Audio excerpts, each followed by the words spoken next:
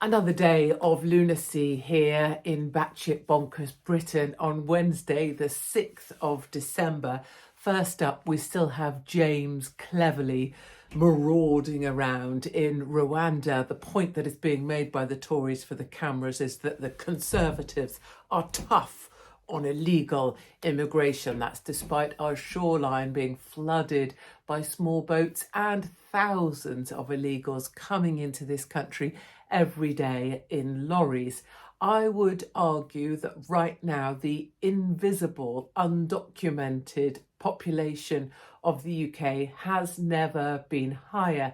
And if people knew the true number of individuals in this country right now, they would be beyond horrified. But either way, you've got James strutting about in Kigali. Kigali must have seen more politicians now than Zelensky's fake underground bunker when he was trying to channel his inner Winston Churchill for the cameras. But either way, he'll be coming back. So far, the Rwanda debacle has cost us £120 million, another 15 million being slung their way to play their part in this little bit of theatre for the cameras. 120 million is actually quite a bargain when you think about it, because it's about 19 days worth of 4-star hotel accommodation, which is currently what we offer to illegals in the UK.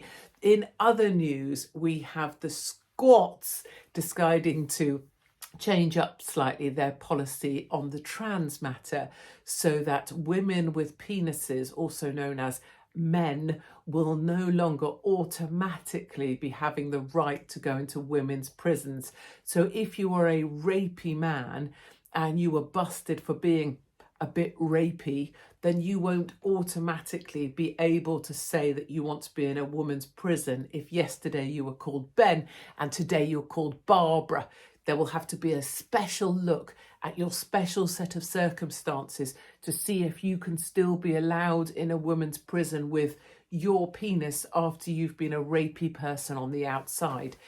What this clearly shows is what happens when you start going down bonkers. If you head down a route that is bonkers, what you end up doing is creating more bonkers rules, because the path you're going down is bonkers. And so everything you do, every rule, every law, every order, every notice becomes more bonkers. We saw that with COVID. So bonkers said, start wearing a mask. And because that was bonkers, next up it was wear a mask when you go into a restaurant. But when you sit down, it's okay not to. But if you're taking a sip of drink, you have to lower your mask, then put it back on. Bonkers, bonkers, bonkers. Bonkers follows bonkers. And that's exactly what's happened with putting men into women's prisons. And I have every sympathy for female inmates who suddenly find themselves in a cell with a rapist with a penis, because that's supposed to be more equitable, and for who exactly. And then finally, in great news today, Conor McGregor, the MMA fighter, flamboyant, kind of someone who will just go and rip up everything as it's done before, says he might be standing as president in Ireland. Now, this is a kind of a nominal figure, sort of a token figure, if you will, but what a glorious thing. There are currently 3 70-year-olds in the running. They are Jerry Adams, they are Bertie Ahern and Edna Kenny. And so brilliantly, Conor posted a tweet where he said, each of these guys, the old dudes, have unbreakable ties to their individual political parties, or me, 35 years old, young, active, passionate, fresh skin in the game. I listen, I support, I adapt. I have no affiliation towards any party. They would genuinely be held to account regarding the current sway of public feeling. I put it to the vote. I can fund myself. I would not be in power as president. The people of Ireland would be in power. It would be me and you. And I think he's capturing a real moment here, because he spoke out after the stabbing of women and children outside the primary school by an Algerian who's being investigated for hate speech, because it's a crime to stand up for your own people in Europe these days. And he's definitely got the heart and the feeling of where I think ordinary Irish people, certainly ordinary British people, are at. I also love the fact that he would completely blow apart the system, and that's exactly what's needed. And people can say, oh, but he's not a politician. Yeah, thank God for that.